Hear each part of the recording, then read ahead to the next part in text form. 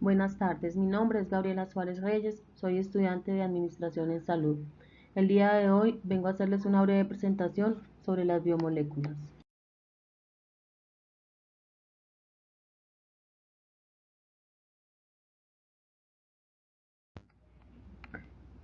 Existen 4 tipos de biomoléculas orgánicas: los carbohidratos, los lípidos, las proteínas y los ácidos nucleicos.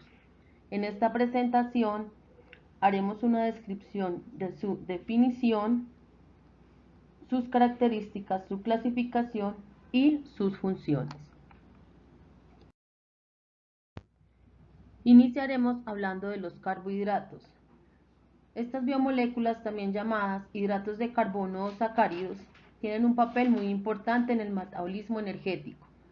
Son tan importantes que se considera el principal ciclo energético de la biosfera y depende del metabolismo de los hidratos de carbono. Funciones de los carbohidratos: metabolismo energético, para producir energía y también almacenarla. Funciones estructurales, en algunos hongos y paredes celulares de las bacterias y plantas leñosas. También hay carbohidratos que se combinan con proteínas y lípidos e intervienen en procesos de marcado y reconocimiento molecular. Por último, son intermediarios en el ciclo de Calvin en la fotosíntesis.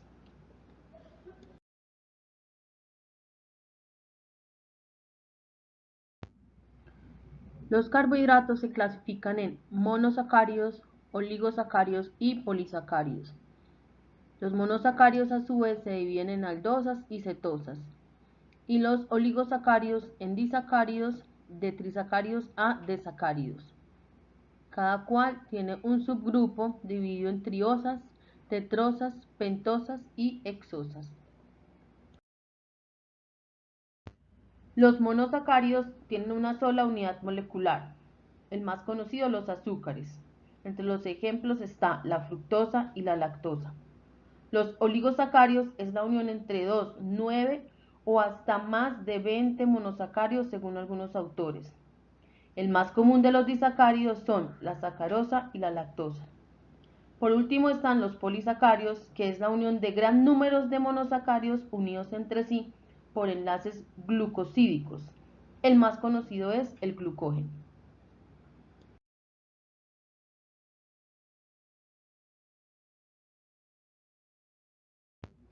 Continuaremos con los lípidos. Estos son formaciones moleculares que sirven como reserva de energía y son la base de las estructuras bióticas. Son un grupo heterogéneo de sustancias orgánicas que se encuentran en los organismos vivos.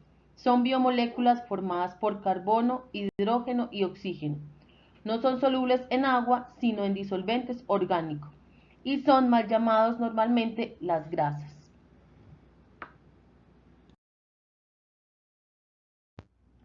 Sus 3 principales funciones son de reserva, que se encuentra en los adipocitos y se encuentra la mayor parte de reserva energética del organismo; de función estructural, que forman biocapas lipídicas de las membranas, regulan. Sus principales funciones son de reserva, las cuales se encuentran en los adipocitos, donde se conserva en el organismo una gran reserva energética; de función estructural, que forman biocapas lipídicas de las membranas recubriendo órganos y le dan consistencia o protegen mecánicamente, como el tejido adiposo de pies y manos. Por último, una función reguladora. Este regula los procesos vitales para el adecuado funcionamiento del organismo, como los ácidos biliares. Los lípidos se dividen en saponificables y no saponificables. Los saponificables a su vez pueden ser simples o compuestos. Los simples incluyen los ácidos grasos, las grasas, los ceridos o las ceras. Los compuestos incluyen los fosfolípidos y los glicolípidos. A su vez, los no saponificables pueden ser terpenos, esteroides y prostaglandinas.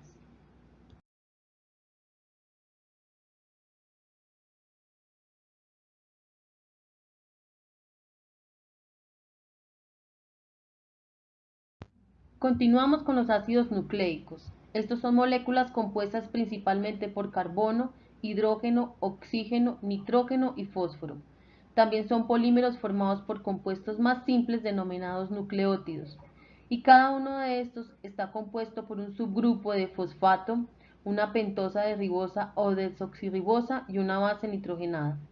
Ellos dirigen y controlan la síntesis de proteínas, proporcionando la información que determina su especificidad y características biológicas, y contienen las instrucciones necesarias para la información hereditaria. Las funciones de los ácidos nucleicos.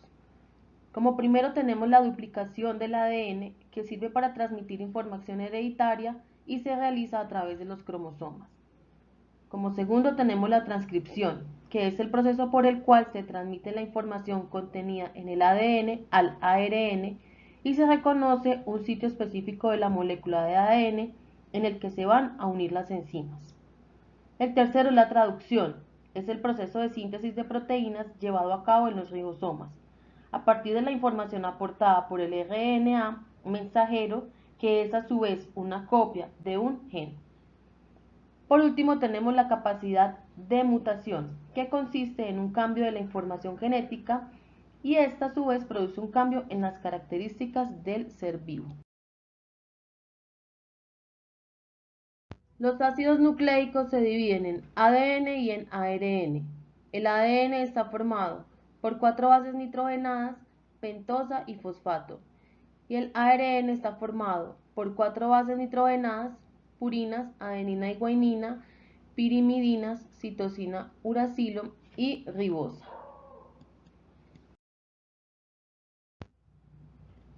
Las diferencias que existen entre el ADN y el ARN son: por el glúcido, mientras que el ADN su pentosa es la desoxirribosa, en el ARN su pentosa es la ribosa.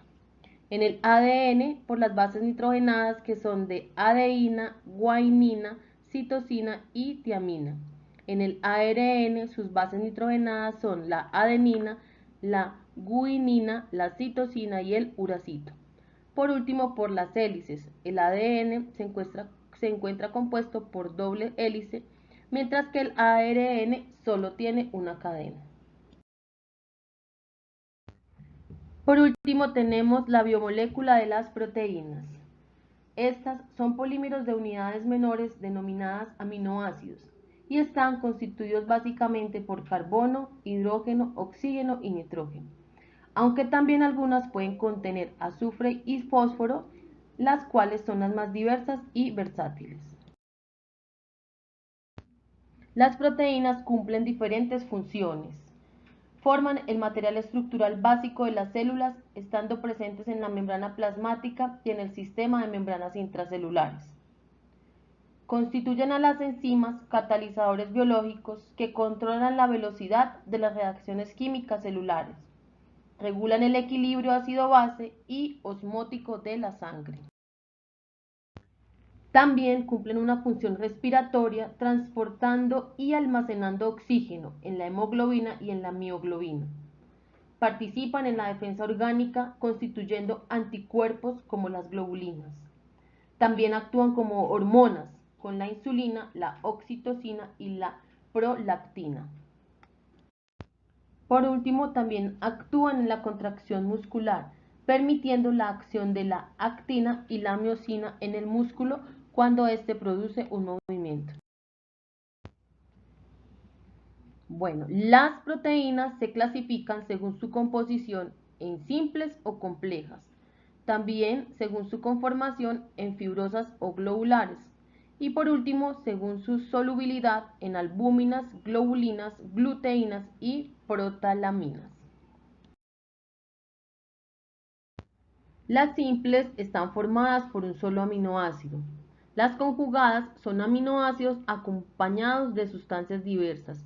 Y por último, las derivadas son las que están formadas por la desnaturalización y desdoblamiento de las simples y de las conjugadas. He aquí algunos ejemplos.